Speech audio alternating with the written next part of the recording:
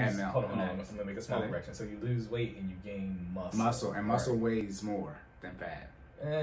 Yes. Is that okay? No. Yeah. So see, this is the thing. Do they be lying? Like, remember, Pluto was a planet, right? And then they come out and say Pluto is not a planet. So has it changed? So muscle is more dense than fat. So that Jesus. See, that's, and then this is when we get into the conversation. Right? This is, are you smarter than your fifth grader science?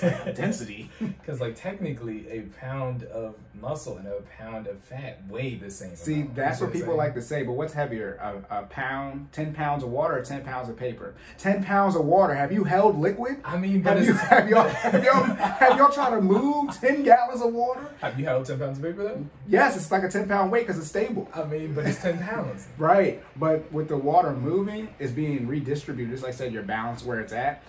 Now, I'm gonna say a bad word, but it's always moving. I don't care. Let's be very, very clear. 10 pounds of water, 10 pounds of paper. Give me the paper. All day, every day. But that's preference, right? We're talking about preference. No, that's choosing not to struggle over struggling. I guess that's my preference. Yeah. No, okay, but yeah. So back into losing weight and gaining weight. Yes. So I guess we do losing weight first, because most people want to lose weight. So what are I just let you know, how do you lose weight? Okay, so the science behind losing weight is ultimately creating a caloric deficit. And I know you guys have heard me mention this before, but today we're going to kind of dig a little deeper into that breakdown, right? So creating a caloric deficit is split into two different groups. It is your nutrition side, which is creating a caloric deficit in the calories that you consume on a daily basis. And then there's creating a caloric deficit on the exercise side, which is working out more, burning off more calories. But you see how it all ties into the math of the same equation of creating a caloric deficit. And what that means is you're basically having a lower number, the end result is having a lower number of calories than you're supposed to consume on a daily basis, right? Now, whether that means eating less or burning off more or a combination of the two, that is what you're doing ultimately when you're losing weight, right? So I personally, and this is what we teach in our FinallyFit class, like to do a balance of the two, right? Because being that person that's super hard on the nutrition side but doesn't like to work out as often is okay if it works for you, but it's also a little bit more difficult to do. The goal, again, in building up these sustainable lifestyle habits, which is what we're trying to teach you to do when you're learning about fitness and making it a lifestyle, is that you want to produce a routine for your life that you can recreate and sustain long term, right? Right. And tailoring your budget, or I'm sorry, not your budget. Tailor the budget. We're gonna tailor the budget too, but tailoring your diet. Which is tailoring the budget, the first thing in your budget. See, look, give us our flowers. Exactly. You gotta tailor your budget and your diet at the same time. But tailoring your diet to a food consumption level that is not sustainable long term is not something you want to do, right? And I think that's what a lot of people do when they participate in fad diets. I'm not gonna disrespect people if you. Look, we're looking at the camera right now, podcast, for those people on YouTube can see us, but if you're doing keto and that works for you, it works for you. But long term, keto is not a sustainable lifestyle habit. Okay, right? And now we are definitely reaching that territory where people are going to be open the bear right now. Look, I might be a little upset, but it's okay. I'm not saying it doesn't work, because it produces the desired result, right? If your goal is to create a caloric deficit, there's a whole bunch of science about how keto works, and it's burning through protein, right? And you're basically eliminating carbs from your body, putting your body in a state of ketosis, which allows you to burn through proteins faster and fat, and that's okay. But from a sustainable lifestyle habit, right, keto is not something you want to do long term. There's a whole bunch of, what they don't tell you is the science of chronic diseases that it could potentially cause and the effects that it has on your heart and your cholesterol and all the science behind that, right? Like there's several other effects other than, oh yeah, you're gonna lose weight, but it's like, oh yeah, you might also have a heart attack. Like, I'm okay with taking the slower route that's not keto related if it's going to allow me to sustain one for a lifetime and not cause me or escalate my chances of having some type of chronic disease and or heart attack, right? Right. And so you're talking about that caloric deficit and obviously exercising, but what you eat. So again, I can't wait till we get the soundboard. Back to the budget. Remember, the first thing you should be budgeting for is food. Y'all supposed to remember that pause. Y'all supposed to be guessing, right? Multiple choice. Your grocery bill, right? Not going out to eat, but your grocery bill. So for those of you trying to lose or gain weight, right? the first thing you should be paying for is food from the grocery store. And obviously you don't, blow your budget trying to, gain as much weight as possible or lose as much. But you can instantaneously say, hey, I'm trying to, if you're eating junk food, chips, right, soda, you would cut that out of your grocery bill, and then you would spend it on whatever food is needed to buy for losing weight or gaining weight. Exactly. Yeah, I guarantee you, if you're tailoring your budget to make sure that you stay within your allotted expenditure for that month, you'll automatically lose some weight if you're trying to create a calorie. Yeah, just buy less food. That way you Exactly. have less food to eat. Because remember, we're talking about the food that you cook at home. We're not even talking about eating out, right? We'll go over eating out today because today is it'll be the first podcast of the month, so we'll do budgets for finance part. But I haven't even talked about eating out in the budget. We never went. If y'all haven't noticed, we've been doing.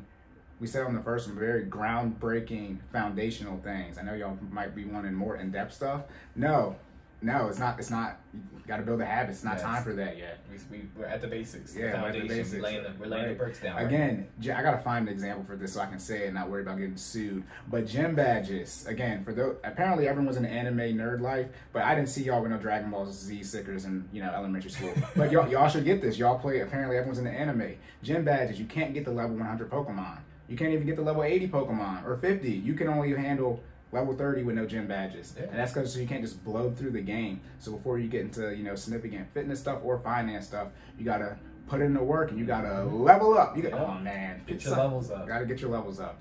So that was more about how to lose weight. So we talked about the caloric deficit. Mm-hmm. So that's just from eating. So from when you're exercising, what are some things you need to look at if you're trying to lose weight? So if you're trying to lose weight, again, you just want to make sure that the calories that you're burning fit into the structure that you're trying to produce for your lifestyle habit to create that caloric deficit, right? So when you're executing exercises, cardio is an easy, I don't want to say easy, it is an expected way to burn calories to create your caloric deficit, right? So when you're you want to make sure that you're I think I talked about what cardio was before. So break it down again. They'll be all right. So we'll run it back, right? So cardio is anything that escalates your heart rate, takes it to its target or out of its target zone, and pushes it a little bit. It's basically exercising your heart. What's your target zone? What does that mean? I know it's different for everybody, but what does it generally mean? There's a mathematical formula for your target zone. I do not know it off the top of my head, but yeah, you just. It's basically like there's your resting heart rate and then there's your target zone and then there's a mathematical formula for that, and you want to keep it at the top portion of your target zone without necessarily going over for extended periods of time. So I do know that. Your target zone is where you should be at when you're working out? Correct. Okay, and then your cardio is going to take you a little bit above that. to the limit of that, right? Right, okay. Yeah. So when you're executing various cardio exercises, that could be running, jogging, climbing stairs, jump roping, swimming, again, anything that escalates your heart rate while you're exercising. And most cardio exercises produce or burn a large amount of calories when it's being executed properly. So those are things you want to do when you're creating a caloric deficit. But you don't necessarily have to do just cardio to create a caloric deficit. Again, bringing it back to FinallyFit and what we do with our classes. So we do a thing called HIIT, which is high intensity interval training. And that's real big. That's pretty much the calls and puts of fitness. Yeah, it's so big right now. Big workouts. It's huge, and it's almost like condensing a little bit of strength training along with cardio into the same 45-minute period, which is another one of the reasons why it's so huge right now. A lot of people don't. I don't want to say they don't have time, because you make time for what you want to do, right? But a lot of people don't want to put in the time and necessarily execute strength training individually and then have to go into their cardio. Remember last time we recommended how many minutes of exercise course? Well, per workout. You end up saying one was 250 in a 5-day week, so 50, but an hour a day. Yeah, about an hour, right? And then we were talking about 30-minute intervals, so 30 minutes for your cardio, 30 minutes for your strength training. But some people don't have that hour to give, so what do they do? Oh well.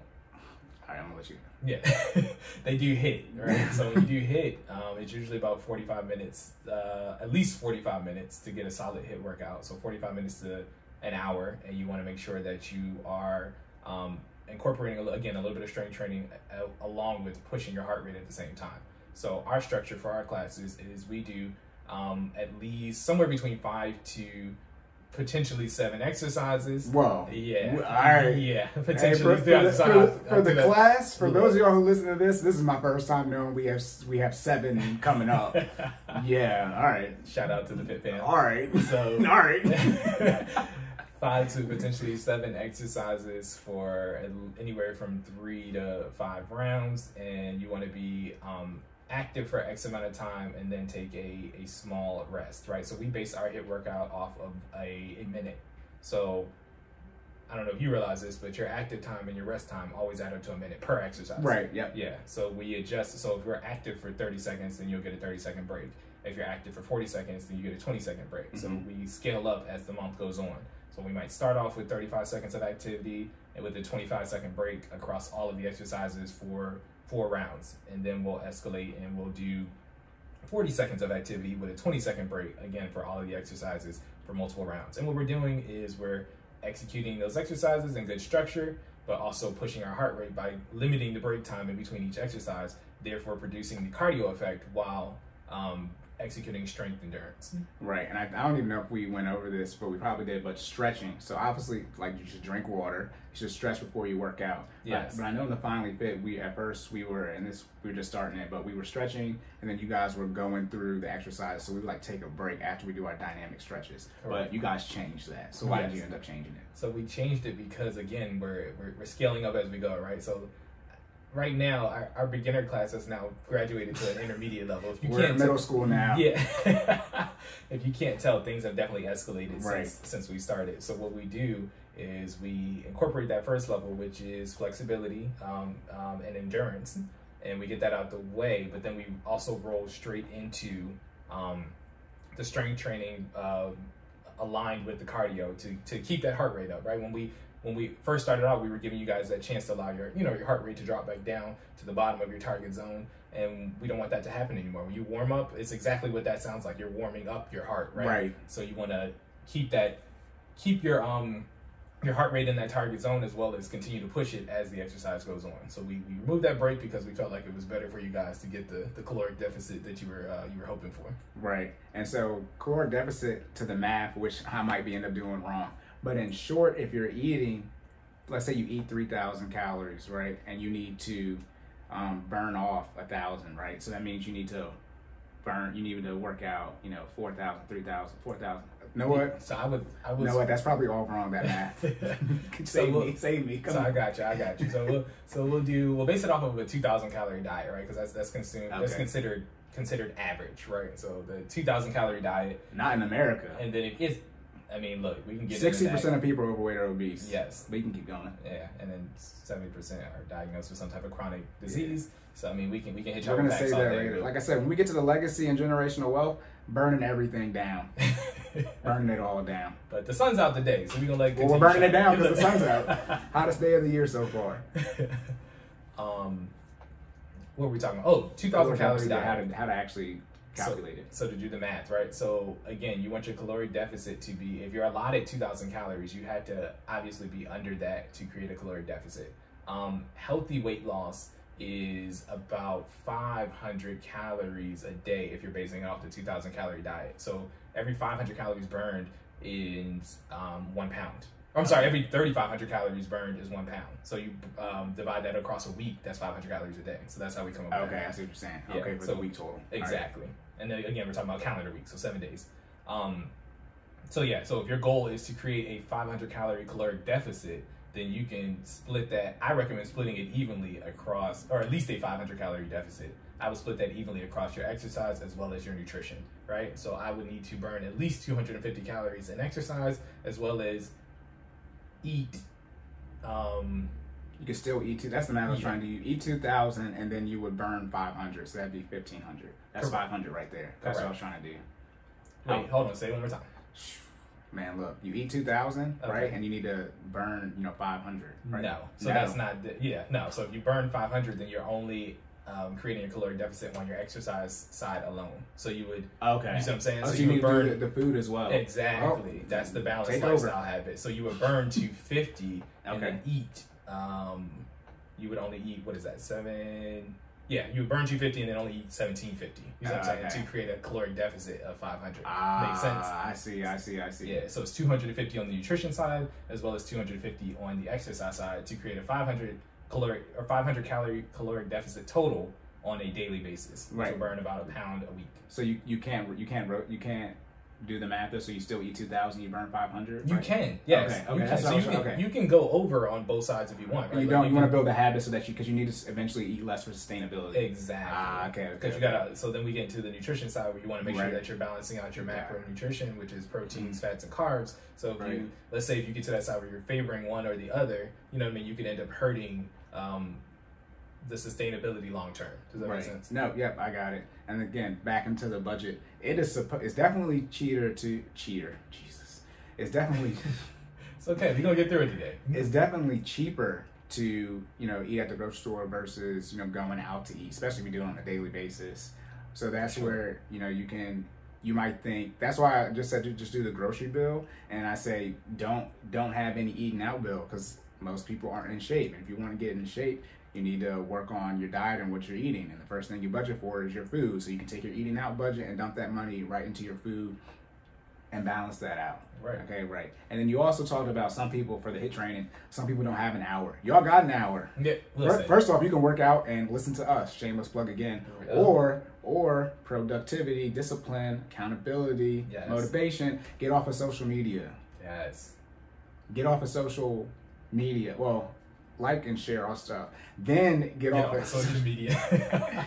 No, you can do 2 for 1. That's the one great thing about podcasts, right? The audio for those listening on again, Apple, Spotify, and Google. You can listen, right, and still work out because video. If you're watching on YouTube, people generally want to watch video. So we got the audio platforms, but yeah, you got the hour in your day. People be like, I don't got the same 24 hours. All right. I mean, make it work, guys. I mean, we talked about this before, being disciplined and being motivated. I mean, discipline, right, is doing something regardless of how you feel about it if you know it's necessary to meet your goal, right? So if you want to be disciplined, you wake up, get it in early, right? I make it a part of my morning routine to make sure that I work out. And if I do miss a day, because again, we're not robots. If I do miss a day in the morning, I'll try to fit it in or thread it in some of my time in the evening. Even if it's just a walk, you need a absolute minimum of 30 minutes of activity a day, right? Sometimes even stretching, yoga. Well, definitely, look, shout out to the yoga people out there. We don't come over here with that energy. We're not ready for that yet. So super yoga. Exactly. So, I mean, to talk to Cory's point, I mean, endurance and flexibility is the first part of the OPT model. When we start, and OPT is optimum performance training model that is used to battle chronic diseases as well as get clients to their specific goals, whether it be to gain muscle or lose weight, right? So endurance is the first, hold on, I always get the level and phases mixed up. It's the first phase, it's the first level, and then stability is the first phase. So again, you need to make sure that you're stretching, doing yoga, working on that flexibility, and that'll take you 30 minutes right there. Most people can't touch their toes. I mean, let's just call it what it is. Like, if you could, when was the last time you tried? I mean, try again. First grade. Like, I was flexible back then. Exactly. At one point in my life, I could do a full split. Ask me to do it now. Don't ask me to do it now. But the point is, I'm not that I'm necessarily trying to get back to doing a full split, but I want to be pretty close, right? If I'm working on that daily, then you're getting better at being, you're getting better at whatever you're putting the time and effort in to get better at, whether it be flexibility, strength training, cardio, but you have to put in that time, you have to put in that effort to make progress, right? Right. It has to be a balance of both. Yeah, so if you don't think you got the time, that's a lie, because you do. I would just have everyone say, just try just being productive, like for one day, all day, every day. I tweet every morning, get 1% better. If you just add 1 minute back into your day of positivity, you'll have 30 minutes at the end of the month, unless it's February. You'll have 30 minutes at the end of the month.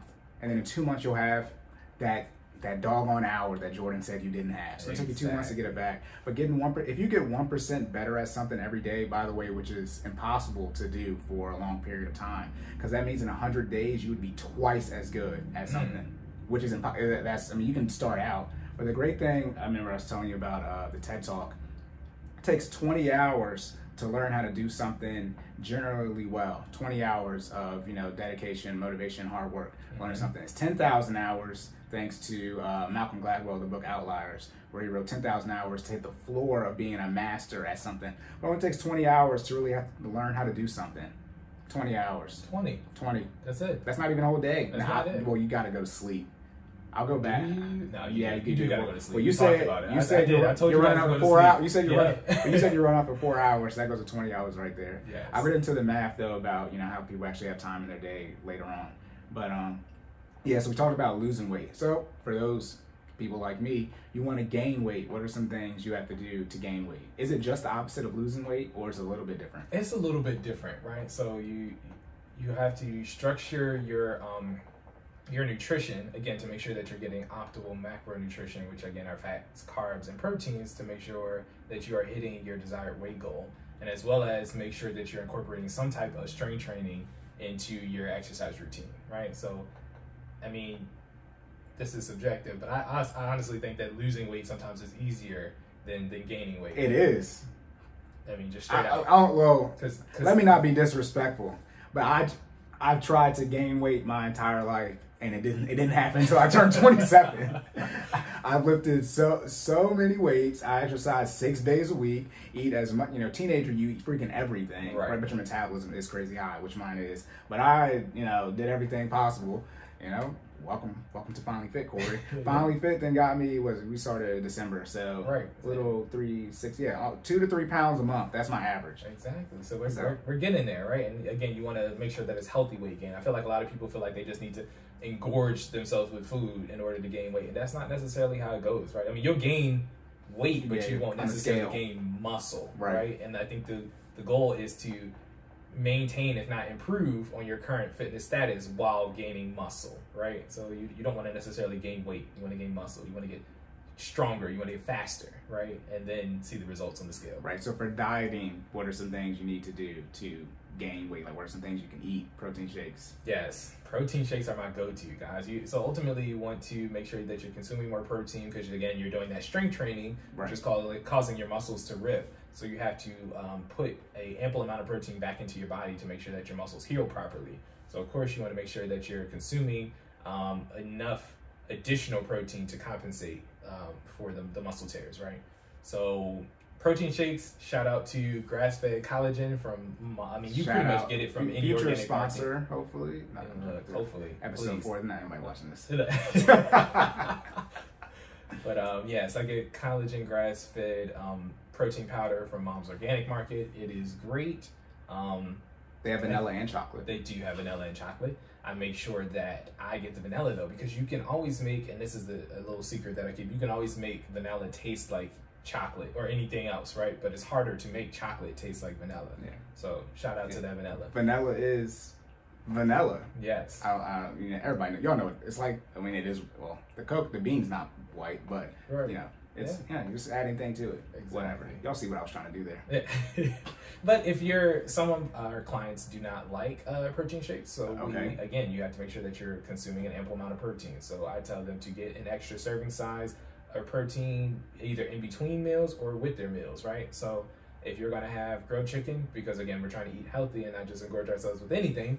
If you eat grilled chicken, fish, maybe a lean steak every now and then, because again, we're trying to monitor our red meat. So if you're going to have red meat, it's okay, but just don't have it daily. But you want to have an extra serving size of that when you're consuming your meals to make sure that you're getting an ample amount of protein. But of course, you still want carbs and fats as well. If I had to pick one that you had to have less of, you want to kind of limit the amount of carbs you have. And when I say limit, not completely eliminate the amount of carbs you have, because you still need that energy, right? Carbs is the #1 source of energy in your body. So you want to make sure that you have to give your body carbs in order to be able to function properly, right? Okay. So you do need them. You just don't need an excess amount. The problem is most Americans eat an excess amount of carbs when they do consume them. And most of y'all are Americans, so what does that mean? Look, chances are if you go to a restaurant and you get some type of pasta, they're giving you at least 2.5 serving sizes. Like just straight, and that's just eyeballing it, straight off the top of the dome, right? 2.5 serving sizes. And again, we can talk about this in more detail, maybe another episode, but one of my favorite tricks to make sure that I consume the right amount of carbs when consuming carbs is if you're going to go out to eat and have that carb, just split whatever it is in half. Put it straight into the to-go box as soon as it hits the table, right? then you at least eliminate 50% of whatever it is they gave you. Right. So I mean, if you're, they gave you 2.5 and you eliminate half of that, you have a little over 1 serving size, which is okay, right? I mean, if you're going to have it and you're eating out and you're trying to make split decisions to give your body the best stuff that it needs, you're not going to pull out an 8-ounce, measuring cup and be like, all right, this is the amount of pasta I can eat. Right. But if you're trying to eyeball it, you're going to put half of it in the to-go box. Go ahead and bag that up. You don't even need that today. And you're going to eat what's left on your plate. And then it also kind of makes you feel good because then you can still technically clean your plate, right? Like you eat everything that's visually left on the plate. Right. So from a psychological standpoint, it makes you feel better. Remember we talked about your mental makeup. You have to be able to handle the pressure that's being applied when you're trying to either lose weight or gain muscle. So it goes back to your mental, right? Creating these sustainable habits. If you are not, in the right state of mind to be able to handle this, you're not going to make it for the desired length of time to get the desired result. And that's crucial. Mental makeup.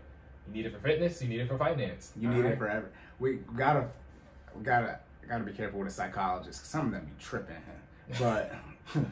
But so we can have some more verification and not just out here shooting at the jaw. Gotcha. But yeah, just to segue a little bit, because you're already dipping your toe in it, you were talking about it's okay, to eat red meat, pasta, things like that.